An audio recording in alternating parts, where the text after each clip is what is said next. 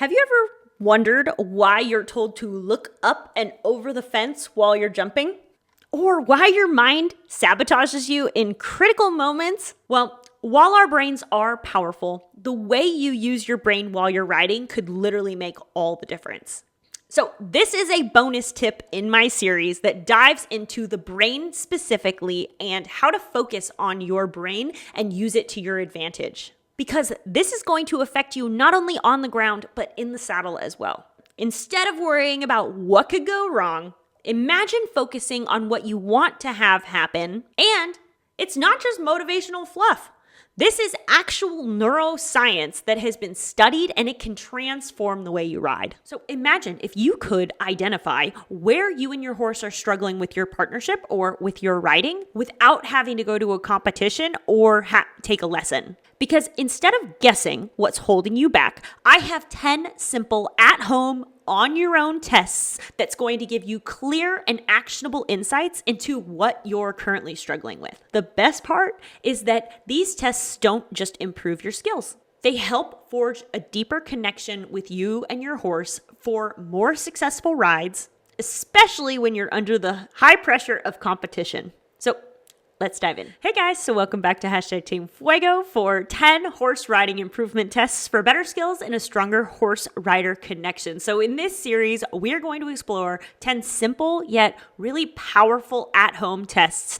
Bring it on! Designed for you to do them on your own, but to improve not only the essential skills for riding, but deepen your connection with your horse. So these tests aren't just about technique, they're about understanding what you and your horse truly need to strengthen for your partnership to prosper. Like a both.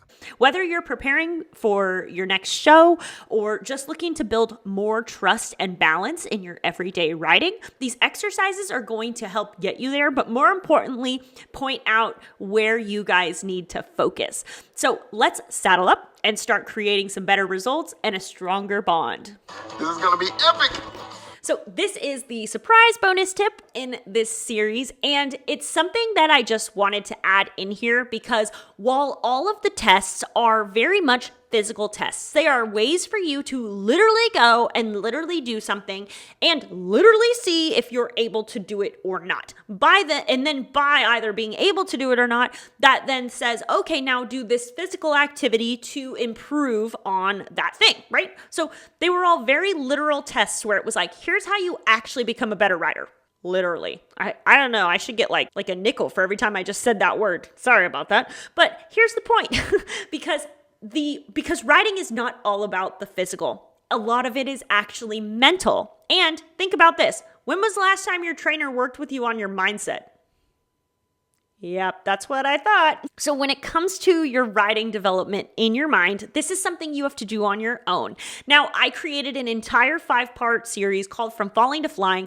It goes over step by step, not only clear instructions on your mental capacity and exercises to help you in different scenarios, especially when it comes to high pressure competition situations, but it's also helpful for becoming a better rider by utilizing your mindset and your brain's full potential to actually improve in that area. Because fine, go do all the physical tests, go make all the physical improvements, but if you don't actually maximize your mental version of this game, then you're leaving a lot of potential on the table. Because there's this study that I go over in that 5-part series that was done on basketball players. And just to summarize it, because this was a literal scientific test done, there were 3 groups. The first group was told to practice X amount of time, X amount of days for, however long the study was going.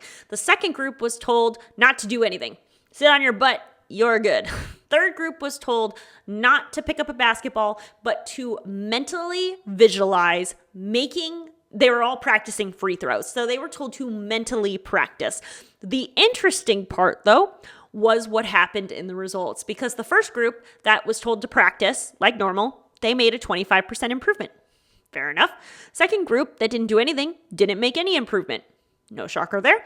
Third group, though, that was told to mentally practice actually made a 24% improvement. which is surprising because what that tells us is your mental practice is it is 1 percentage point off, equally as important as your physical practice. Now, when it comes to riding horses, there is nobody sitting on the couch visualizing that's going to be an Olympic level rider. You have to physically practice. So I am not saying don't physically practice, but what I am saying is if you add mental practice on top of physical practice, you're going to be unstoppable. So this test is actually just more pointing you in the right direction if you want to literally become an unstoppable force the next competition that you go to. There's a 5-part series that I already made. It's called From Falling to Flying, and it's linked. It's either it is in the description, but it could be linked on the screen as well here. The point being that if you're able to not only master your physical game, but your mental game as well, you are going to be an amazing rider and you're going to go further, faster, and everyone's going to look at you and be like, oh my God, what did you do?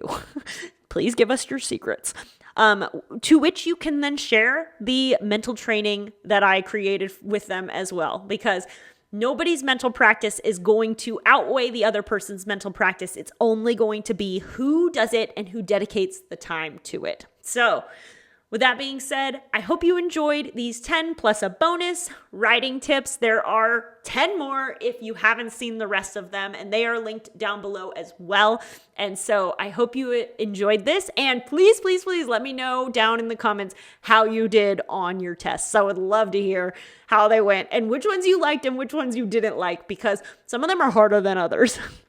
And I've done them all, so believe me, I know how hard they are. So I wish you luck, and I will see you in the comments when you tell me how they went. That's all for this test of the 10 horse riding improvement tests for better skills and a stronger horse rider connection. Remember, each of these tests is a stepping stone to developing a better horse rider connection, but more importantly, for you to become a better rider no matter what horse you're riding. Because better communication with your horse and clearer communication is going to improve the results no matter what. As with anything, the more you practice, the better you get. But with horses, it's tricky because you only have a capped number of hours that you can work with a horse every day, every week, every month. They are not motorcycles or machines.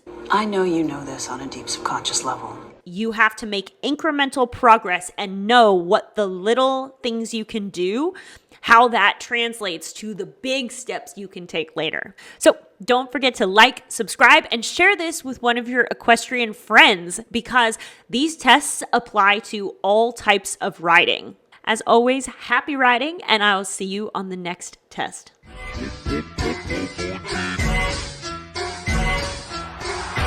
Yeah.